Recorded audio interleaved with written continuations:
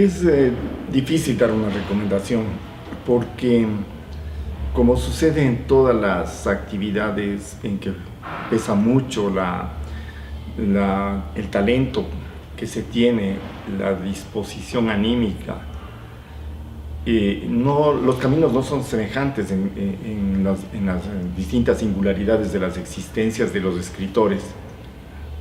En algunos casos será la experiencia de muchos años la que pueda concretarse en un libro, en una propuesta poética, una novela. En otros casos hay, en cambio, un despertar temprano de la posibilidad de escritura. Pero en ese marco general de que no existe consejo alguno que sea válido de modo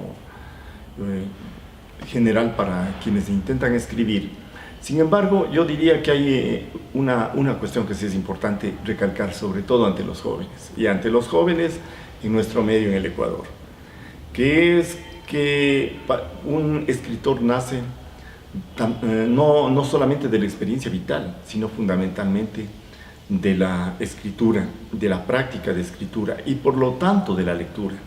Entonces la primera recomendación ciertamente sería, para quienes así lo deseen, leer mucho y plagiar.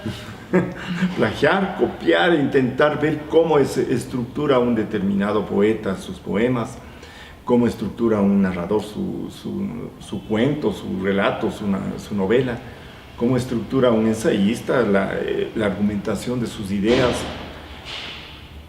Aprender a través de estas imitaciones ciertos componentes retóricos que son fundamentales para la escritura, ¿no? Si, por ejemplo, percibir si en un momento dado hay un predominio de la metáfora, por ejemplo, en poesía, o si hay más bien un paso de la metáfora a la metonimia, al texto más narrativo. Estas son cuestiones que intuitivamente se dará cuenta el buen lector de poemas, que es lo que está caracterizando un momento dado dentro de la escritura. La segunda recomendación que yo haría, que también me parece importante en nuestro medio, es no intentar repetir los gestos vanguardistas de hace un siglo, por ejemplo, ¿no? Es decir, siempre creemos que el poeta nace, sobre todo el poeta, es menos notable en el caso de los narradores, pero que no, el poeta nace de gestos de rebeldía muy radical, ¿no? Entonces todos quieren ser nadaístas, todos los adolescentes poetas, o muchos de los adolescentes poetas quieren ser nadaístas, o dadaístas incluso. Los nadaístas, como los ánsicos, son de sus abuelos, y los dadaístas de sus tatarabuelos. Entonces, repetir ese tipo de gestos que a veces veo que se dan entre los jóvenes no tiene mayor sentido. Es decir, hay que pensar que no hay mucho que transgredir hoy día, ¿no? No hay mucho para transgredir. Las transgresiones son mínimas, están ya reabsorbidas por las prácticas que han sido aceptadas socialmente, ¿no? Hay siempre sectores muy conservadores, pero esos son ridículos. Entonces hay que entender que esos gestos a veces transgresores son simplemente infantiles, ¿no? Innecesarios, para buscar efectivamente una posible transgresión si es que la hay. Esa sería una siguiente recomendación. Pero hay otra más importante para el caso de los jóvenes ecuatorianos, que tiene que ver con la situación del escritor en el Ecuador. A diferencia de lo que puede acontecer en México, o a diferencia de lo que acontece en España, en países como el Ecuador, el escritor tiene que saber que va a marchar solo, casi solo, marginal dentro de las posibilidades de escritura y de publicaciones, por ejemplo, de obtención de ecos. Somos muy poquitos los lectores que existimos en el Ecuador, somos contados. Lectores de poesía no pasamos de 200, 300.